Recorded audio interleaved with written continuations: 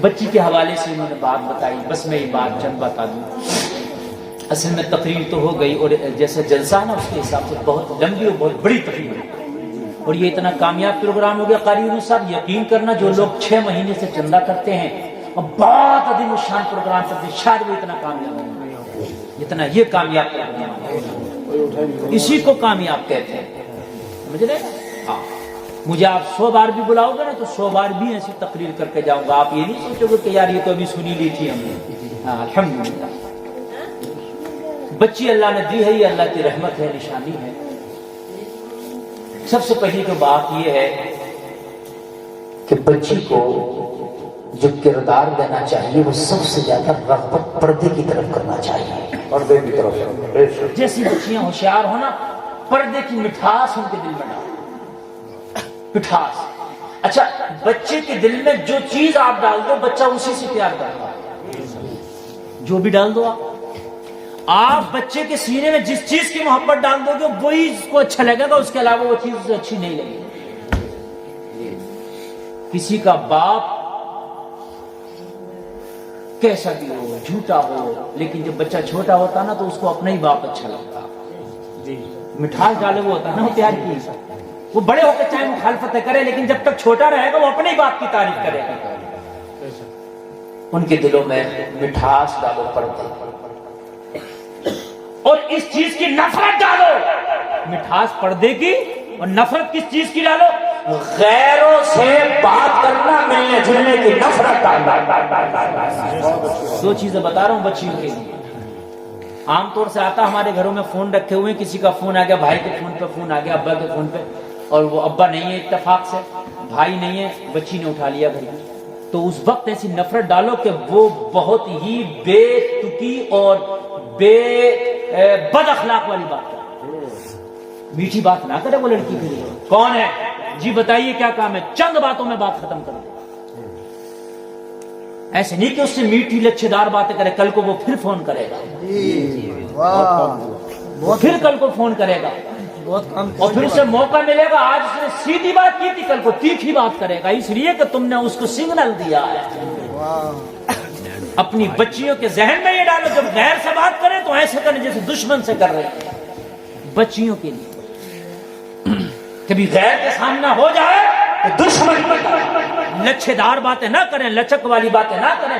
یہی تو ہمارے معاشرے کی خرابی تو یہی سے ہو گئی. پھر دوستیاں شروع ہو جاتی ہیں, پھر سارے معاملات شروع ہو جاتے ہیں. سب سے پہلے بچی کو پردہ غیر سے پوری, اور اس کے بعد میں اپنی بچی کو دینی تعلیم سے ضرور راستہ مزین کریں. اس کی وجہ یہ ہے میرے بھائیوں, اگر لڑکا علم دین سیکھے تو گھر کی دہلیز تک دین آتا ہے, اور اگر بچی علم دین سیکھ جائے نا تو پھر نسلوں تک دین چلا جاتا ہے.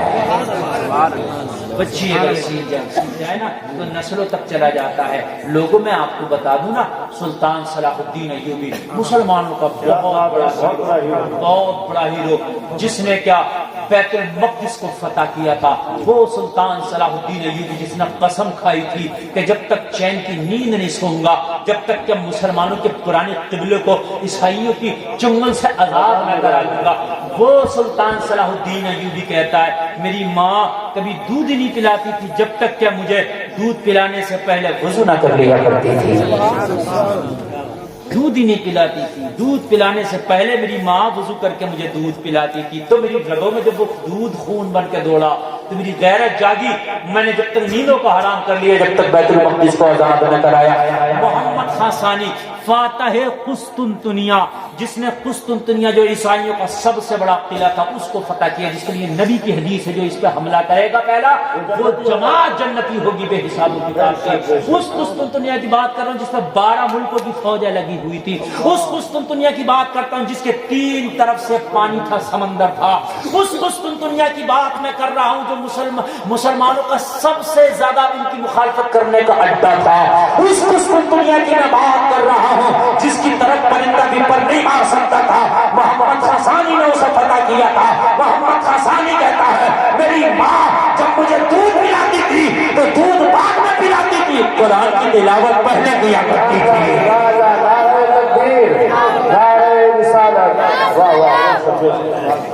میری ماں مجھے دودھ پلاتی تھی اور دودھ پلا کے تھپڑیاں دیتی تھی.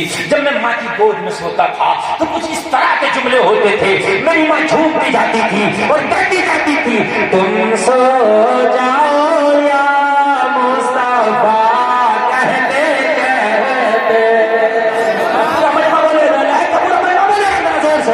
تم سو جاؤ یا مصطفیٰ کہتے کہتے کھلے ہاتھ سر اللہ کہتے کہتے. یہ ماں کے دودھ پلانے کا اثر تھا کہ میں نے قسم کھائی تھی کہ جب تک قسطنطنیہ کو فتح نہ کر لوں گا جب تک کہ میں چین کی نیند اپنے بستر سے اپنی پیٹھ کو نہیں لگاؤں گا. لوگوں سب کے گھر میں عبد القادر پیدا نہیں ہوتے. جس کا ابا ایک سیب کے خاطر 12 سال کسی کا باغ رکھا دے اسی کے گھر میں عبد القادر پیدا ہوتا. واہ واہ واہ سبحان اللہ. سب کے بیٹے نہیں ہوتے. حسین جس کی ماں ساری رات سجدے میں گزار کے صبح کو دعا کرے مولا ایک رات تو اتنی بڑی کر دے کہ تیری فاطمہ جی بھر کے سجدہ کر لے, سبحان اللہ. اسی کے گھر میں حسین جنم لیتے. واہ واہ واہ. اور میرے بھائی آج نیک کیوں نہیں پیدا ہوتے؟ جو ہماری بہنیں بے پردہ گھوم رہی ہیں, بازاروں میں گھوم رہی ہیں, جن کے بال کھلے جن کے گلے کھلے, ان کے گھروں میں غلام حسین پیدا ہوں گے. ان کے گھروں میں لچکیے تو پیدا ہو سکتے ہیں, کارٹون تو پیدا ہو سکتے ہیں. اگر فاطمہ کی قوم ہو تو حسین ہوتا ہے. ام الخیر کی اگر قوم ہو تو عبد القادر پیدا ہوتا ہے. اگر نیک قوم ہو تو نیک غلام حسین پیدا ہوتا ہے.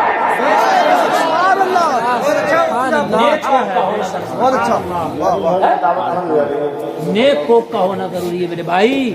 کوک نیک ہونا چاہیے, پھر نیک بچہ جنم لینا ہے. میرے بھائیو اللہ آپ کی حفاظت فرمائے. خاص خیال رکھیں بچیوں کو علم دین سے راستوں پر راستہ مزین کریں. اتنا دین اپنی بچیوں کو ضرور سکھا دیں تاکہ ان کی ضرورت پوری ہو سکے, تاکہ وہ اپنے بچوں کو صحیح طریقے سے پرورش کر سکیں. بچے کا سب سے پہلا مدرسہ ماں کی گود ہوتی ہے. اگر ماں صحیح ہے تو بچے کی ابتدائی زندگی صحیح ہو جاتی ہے. اور میرے بھائیوں جس کی قلم جو بن جاتی ہے نا بعد میں وہی پھل آتا ہے. بے شک بے شک. واہ واہ بہت اچھی. بچپن میں بڑے پیڑ کی تو کوئی نہیں قلم بناتا نا, اسی کی بناتا جو چھوٹا ہوتا, اور جس کی جو قلم بن جائے نا وہ وہی ہوتا ہے, اور جس کی کوئی قلم نہ بناؤ نا وہ ایسے ہی رہ جاتا ہے. اپنے بچوں کی اسلامی قلم صحیح بناؤ اور اپنے بچوں کو اسلامی رنگ میں رکھ دو, اپنی بچیوں کو اسلامی رنگ میں رکھ دو. بہت لمبی میں نے تقریر 90 منٹ میں نے تقریر کر لی. کہنے سننے میں کوئی خطا ہوئی میرا مولا معاف فرمائے. کلمہ شریف پڑھیں, ایک بار پڑھیں لا الہ الا اللہ محمد الرسول اللہ. اسلام زندہ باد, وما علینا الا البلاغ.